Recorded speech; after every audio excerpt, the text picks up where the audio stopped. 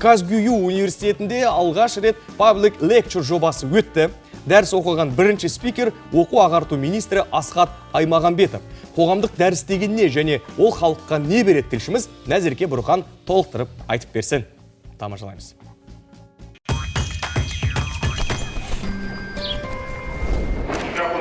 Сәлеметсіңдер ме, балалар? Бүгінгі дәрістің тақырыбы жоғары білімге дейінгі оқыту жүйесінің проблемалары мен оларды шешу жолдары деп бастамады министр өз дәрісін. Біріншіден, мұнда балалармен қатар ересектер мен қариялар да жиналған. Екіншіден, дәріс оқуда тәжірибесі бар Асхат ағайға тақырыпты тереңнен бастау маңызды. Мысалы, Питер Брейгельдің мына суреті ұстаз, яғни алдыңғы арба қайда құласа, соңғы арба сонда барып жығылады дегенді білдіреді. Сізді бүгін Асхат ағай десе де болатын сияқты, иә? Галстугыңызды алып тастайсыз ба, галстуксыз сөйлесеге? Сіздің есіміңіз Назерке, мысалы бір қызықты айтайын. Назерке Бұрхан, иә. Казгю юридический университет болғаннан кейін бір юридический бір прокурор, министерство обороны деген сияқтылар келеді деп ойладым ба? Оқу, білім, яғни қалай айтсам екен, оқу министрі келеді деген кезде сәл не оқып қалдым, түрін көрмеген былай. Сәл волнуюсь, өзімді былай адам көзбе-көз қараған кезде түсінесің ғой. Сіз бері көріп отырмын, қандай көзіңізден жақсы адам екеніңізді. Енді сол премьер-министрдің көзбе-көз көргенге болды да. Қоғамдық лекция, қоғамдық дәріс деген не? Адамдарға өзінің білімімен алмастыру шығар деп ойлаймын. Аға, қоғамдық дәріс деген не? Сіздің ойыңызша? Қоғамдық дәріс дегені бұл қоғамдағы болып жатқан жағдай, жаңалықтар. Сол жақта сол лекция. Гарвард, Кембридж болсын, оларда әрқашанда тұрақты түрде не өтіп тұрады, лекциялар өтіп тұрады, қоғамға арналған.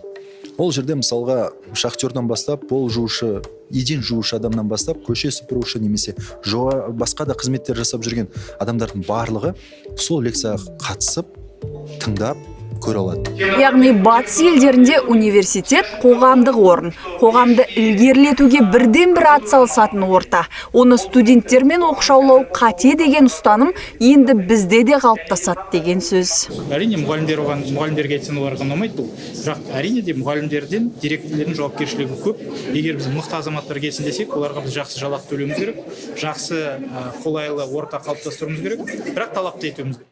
Асхат мырза аудиториясымен ашық әрі әділ сөйлесті. Тіпті 2019 жылы жүргізілген есепте мұғалімдердің 66% білім саласынан кеткісі келгенін, демек бұл мәселеге тура қарау керек болғанын айтты.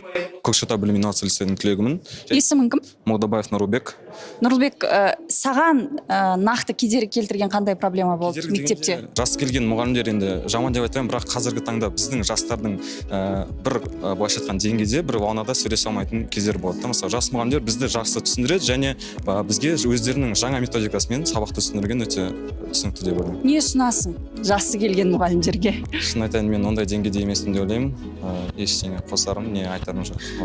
Мен анамның өзі де мұғалім болып жасайды мектепте, және айтқым келетіні қазіргі 50-де мысалы келген жас жеткен мұғалімдерге оқушылармен байланыс көп болу керек деп ойлаймын, қызығушылық көп болу керек деп ойлаймын. Көп болу үшін не істеу керек олар? Түрлі ойындар арқылы сөйлесу керек, және ең керегі жастардан білім алу. Оларды жастардан үйрену керек деп ойлаймын. Өңірдегі оқытушы, облыстағы білім басқармасының басшысы, әкімнің орынбасары, сосын вице-министр, сосын министр, алдынан шыққан проблеманың бәрін іштен көріп, сырттай баға бере алатын бас ұстаз мұғалімдердің сағатқа таласпауын, директорлардың жарты ғасырлап бір мектепті басқармауын, оқытушылардың өз әдістемесін дербес әзірлеуін, тағысын тағы мәселені қозғады.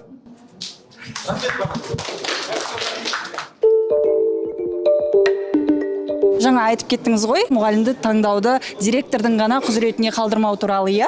Ауылдықтар, өңірліктер айтып жатады ғой, осындай миллион ставка қойып қойыпты, осылай да осылай деп жемқорлық туралы айтады, ал камераға айтыңыз, сұхбат беріңіз десе, ондайдан қашады.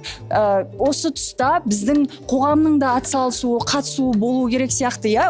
Қалай жүзеге асыруға болады ол нәрсені? Директордың өзінің дербес шешімі емес, бұл ашық конкурс ретінде электронды форматта өтеді. Осыған орай, сіз айтқан тәуекелдер өз шешімін табады. Сондықтан әрине, егер құқық бұзушылықтар болатын болса, онда біз ашық осы проблемаларды айтуымыз керек. Дәріс барысында сіз қойғыңыз келген сұрақ болды ма? Қазақстанда кітап баспа индустриясына шектеу бар кіруге. Мысалы ешқандай халықаралық дамыған мемлекеттерде министрлік кітаптардың тізімін бекітпейді. Оны нарық, ұстаздар, соны қолданушылар бекітеді деген сияқты. Неге бүгінгі күнге дейін 30 жылдың ішінде осындай тәжірибе әлі сақталып тұр деген сұраққа қойып жауабын тыңдауға болар еді мысалы.